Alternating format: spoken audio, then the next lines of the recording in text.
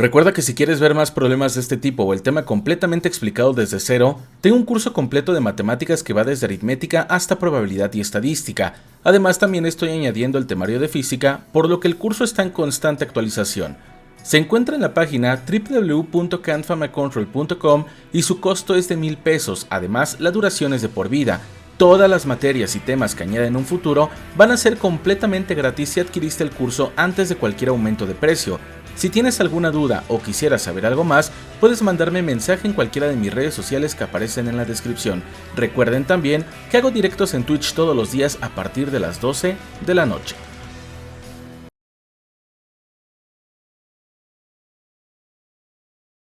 Y bueno, vamos a resolver siempre la que me dice reducir la expresión y me dan esta expresión que tenemos acá. Es muy importante mencionar que cuando nosotros tenemos una expresión que tenemos que reducir con el uso de identidades trigonométricas, no importa por dónde empiece o cómo empiece, si yo hago bien los procedimientos voy a llegar a exactamente el mismo resultado. Entonces, lo primero que yo voy a hacer para poder resolver este problema es el binomio conjugado que está en el denominador. Recordemos que el binomio conjugado es un producto notable que tiene la forma de a más b que multiplica a menos b y esto es igual a cuadrada menos b cuadrada. Entonces, al momento de hacer el binomio conjugado del denominador, tendríamos 1 menos el coseno cuadrado de beta, que va a estar dividiendo a el cuadrado, el primero, menos el cuadrado del segundo, que sería seno elevado al cuadrado.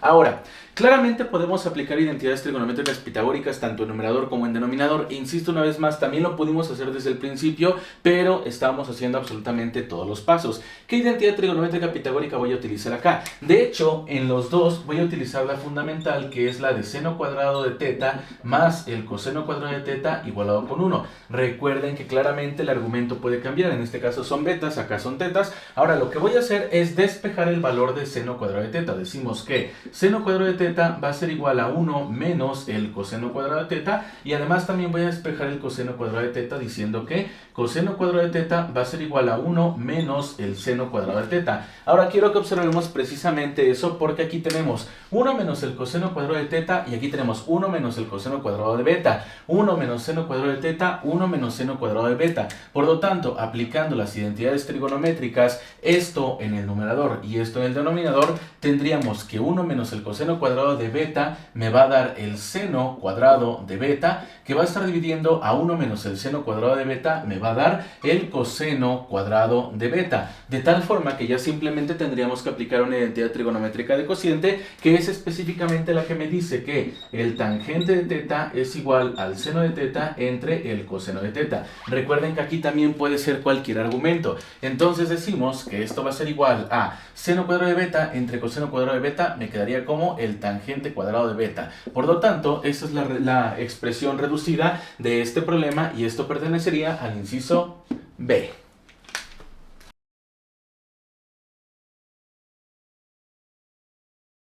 Y bueno, vamos a resolver el siguiente problema que me dice calcular la longitud del segmento AN y el arco NS si se conoce que el segmento B es igual a 5, además el arco AB es igual a 120 y el segmento AN es paralelo al segmento BC como muestra la figura, y me dan esta figura que tenemos acá. Para poder resolver este problema necesitamos conocimientos de ángulos en una circunferencia, triángulo rectángulo y ángulos formados por líneas rectas. Vamos a empezar con el tema de ángulos en una circunferencia, específicamente hablando ángulo central. Recordemos que el ángulo central me dice que el ángulo formado por A o B va a ser igual al arco formado por AB. Es decir, que sustituyendo con datos del problema, nosotros tendríamos que el ángulo formado por A o B va a ser igual al arco formado por AB, que en este caso valdría 120 grados. Por lo tanto, nosotros fácilmente podríamos decir que esto vale 120 grados. Ahora, quiero que observemos la figura que tenemos precisamente en el centro, y esto me da una figura conocida como ángulos opuestos por el vértice, que recordemos que de manera general tiene la siguiente forma, que me dice que esto es alfa, esto es beta, esto es gamma y esto es delta, de tal forma que alfa es igual a beta,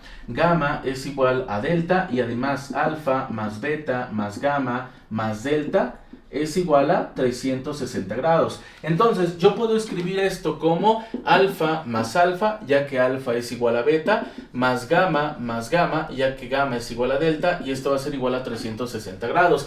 Reduciendo términos semejantes, tendríamos que 2 veces alfa más 2 veces gamma va a ser igual a 360. Sustituyendo el valor de alfa, que ya lo conocemos, tendríamos que 2 por 120 más 2 veces gamma va a ser igual a 360. 2 por 120 serían 240 240 más 2 veces gamma y esto es igual a 360. Despejando el valor de gamma tendríamos que 2 veces gamma va a ser igual a 360 menos 240. 2 veces gamma va a ser igual a 120 y gamma va a ser igual a 120 sobre 2, de tal forma que esto va a ser igual a 60 grados. Por lo tanto, yo puedo decir que este ángulo que tenemos acá vale 60 grados, este ángulo que tenemos acá vale 60 grados y este ángulo que tenemos acá vale 120 grados. Ahora, ¿qué más podemos hacer? Lo que podemos hacer a continuación es encontrar la hipotenusa de ese triángulo rectángulo que tenemos acá. Y ustedes me van a decir, bueno, pero ¿cómo puedo encontrar la hipotenusa de este triángulo rectángulo que tenemos acá si no tenemos ningún otro valor?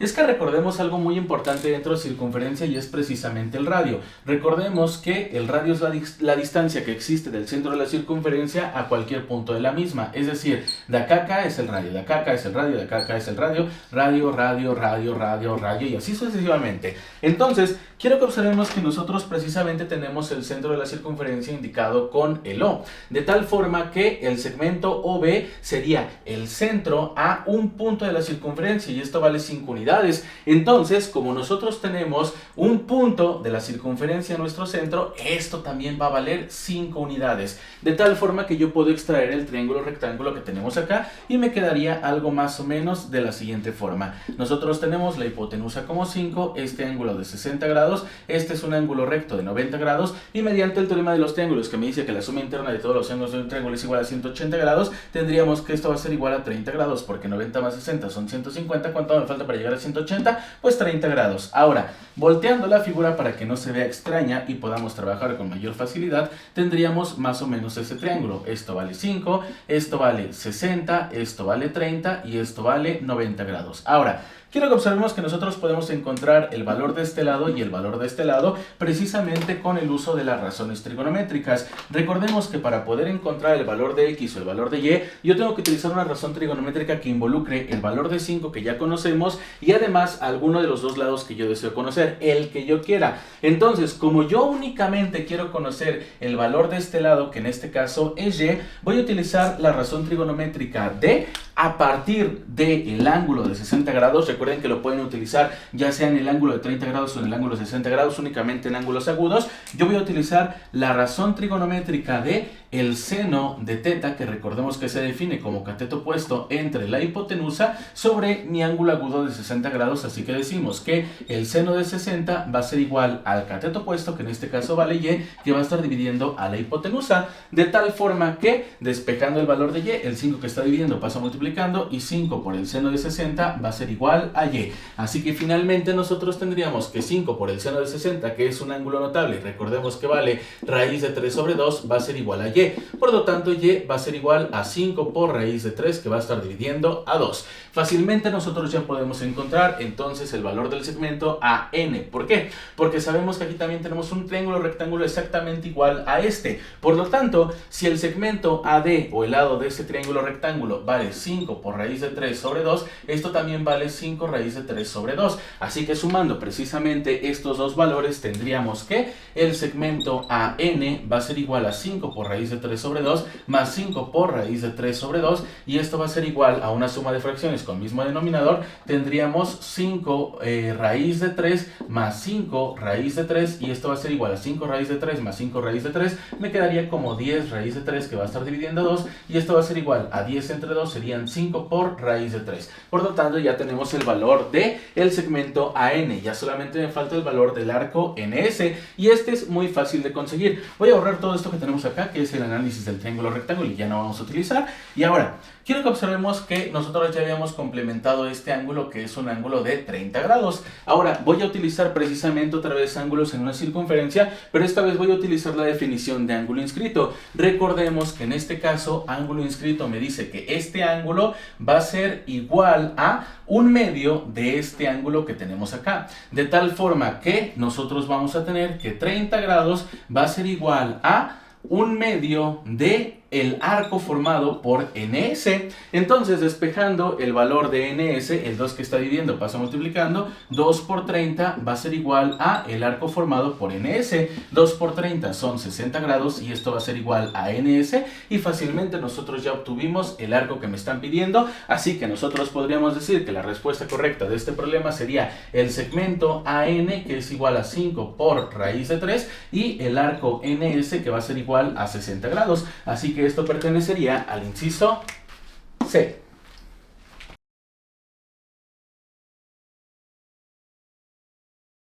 Y bueno, vamos a resolver el siguiente problema que me dice: identificar los valores de x expresados en términos de n igual a 0, 1, 2, 3 y así sucesivamente, que reproducen el mínimo de la función g de x igual a coseno de x igualado con menos 1.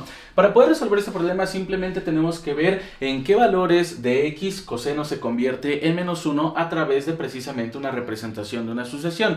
Esto lo vamos a hacer a través de la gráfica del coseno de x. Recordemos que la gráfica de coseno de x me queda de una forma más o menos así. Tenemos un punto máximo en 1, punto mínimo en menos 1, y esta va de pi medios en pi medios. Tendríamos pi medios, después tendríamos pi, después tenemos 3 pi medios, después tenemos 2 pi, después tenemos 5 pi medios, después tenemos 3 pi, y si queremos seguir reproduciendo no pasa absolutamente nada, la podemos hacer hasta el infinito. Tendríamos 7 pi medios, después tendríamos 4 pi, después tendríamos 9 pi medios y hasta el último tendríamos 5 pi. Pero recordemos que además el coseno es una función periódica, es decir, que el único periodo que tiene es de 0 a 2pi, que es únicamente en donde la gráfica va a sufrir cambios, y de ahí vamos a tener exactamente la misma gráfica desde menos infinito hasta infinito. Vamos a empezar a graficar la gráfica de coseno. Recordemos que esta empieza en su punto máximo, y una vez que está en su punto máximo empieza a bajar pasando por pi medios hasta llegar a su punto mínimo en menos 1 pasando por pi, y una vez que nosotros llegamos a su punto mínimo empieza a subir otra vez hasta llegar a su punto máximo pasando por 3